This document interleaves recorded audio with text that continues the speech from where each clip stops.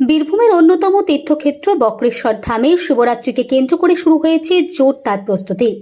লাখাধিক মানুষের সমাগম সামলাতে মন্দির কর্তৃপক্ষ ও জেলা প্রশাসন একযোগে কাজ করছে। এবারে মহাশিবরাত্রির নির্ঘণ্ট অনুযায়ী আগামী 15ই ফেব্রুয়ারি অর্থাৎ রবিবার শিব চতুর্দশী তিথি শুরু হচ্ছে।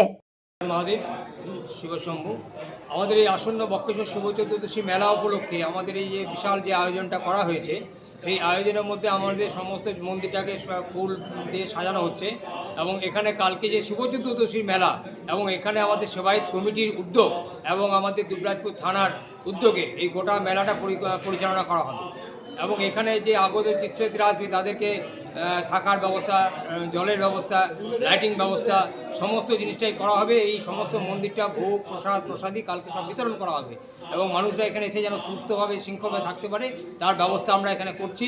সেবায়ত কমিটি এবং পুলিশ প্রশাসনের মারফত এই গোটা মন্দিরটাই কাজ করা হবে।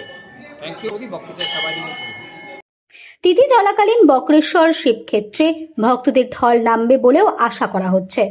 তীর্থযাত্রীদের সুবিধার্থে মন্দির কমিটি বেশ কিছু গুরুত্বপূর্ণ সিদ্ধান্ত নিয়েছে, যেমন শিবরাত্রির দিন সারা রাত মন্দির খোলা থাকবে যাতে দূর দূরান্ত থেকে আসা মানুষ সুশৃঙ্খলভাবে পুজো দিতে পারেন। লাখাধিক পুণ্যার্থীর নিরাপত্তা সুনিশ্চিত করতে বীরভূম জেলা পুলিশের পক্ষ থেকে কড়া নজরদারির ব্যবস্থাও রয়েছে।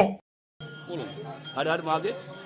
বক্রেশ্বর প্রায় শিবরাত্রির কাজ শেষের মুখে এক তৎপরতায় সব কাজ চলছে এবং এখনো পর্যন্ত সুন্দরভাবে যাত্রীরা দর্শন করছেন, আগত ভক্তরা এসে প্রণাম করছেন, বাইক দেখছেন।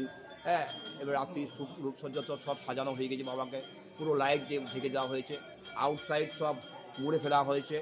প্রশাসন আর কিছুক্ষণের মধ্যে সব হাজির হয়ে যাবে, তারা তাদের কাজ করবে। পুরোহিত আমরা আমাদের কাজ করব, কাউরি কাজের জন্য কোনো রকম কোনোভাবে। কাল তো শিব চতুর্দশী, আমরা আগত ভক্তদের সবাই আহ্বান করছি, আপনারা সবাই বক্রেশ্বরে আসুন, আমাদের সাথে বক্রেশ্বরে এসে উপভোগ করুন এই মেলায়। আপনার নাম? বাবলু চক্রবর্তী।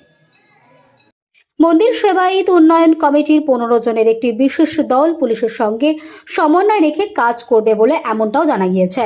গর্ভগৃহ থেকে দ্রুত পুজো দিয়ে বের হওয়ার ব্যবস্থা করা হচ্ছে যাতে ভিড় এক জায়গায় দীর্ঘক্ষণ আটকে না থাকে। এর পাশাপাশি শিবরাত্রির আগের দিন কিন্তু দেখা গেল একবারে জোর কদমে চলছে শেষ মুহূর্তের প্রস্তুতি পর্ব।